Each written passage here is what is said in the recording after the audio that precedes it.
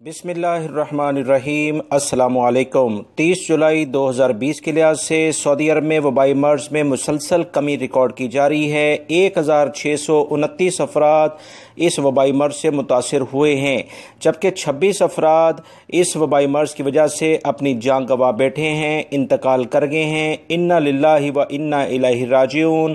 آج کی رپورٹ میں جو اچھی خبر ہے وہ 2629 افراد اس وبائی مرض سے صحت یاب ہوئے ہیں، یعنی ریکوری انہوں نے کی ہے۔ یہ بہت اچھی بات ہے۔ وبائی مرض میں سعودی عرب میں مسلسل کمی ہو رہی ہے۔ اسی بنیاد پر انشاءاللہ بہت جلد انٹرنیشنل فلائٹس کے بارے میں سعودی حکومت اعلامیہ جاری کر سکتی ہے۔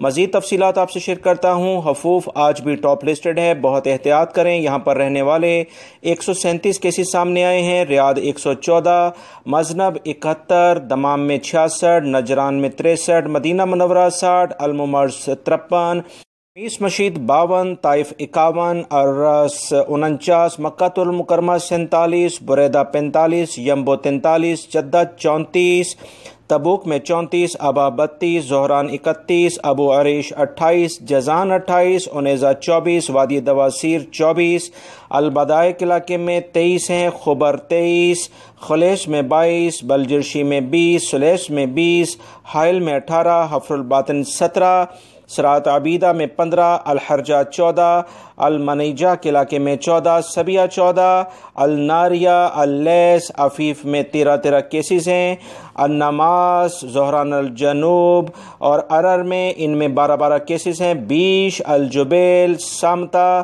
شرورہ میں 11 کیسز ہیں، المجاردہ، النماس، زہران الجنوب، البقیق ان میں 10 کیسز ہیں، العیون میں 9 ہیں، النحالیہ کے علاقے میں اور بشائر کے علاقے میں، سبتعولہ اور الحاطہ کے علاقے میں 8 کیسز ہیں، تبالہ، راس تنورہ ان میں 7 کیسز ہیں، دربہ، الکنفدہ، القطیف، الصفا میں 6 کیسز سامنے آئے ہیں۔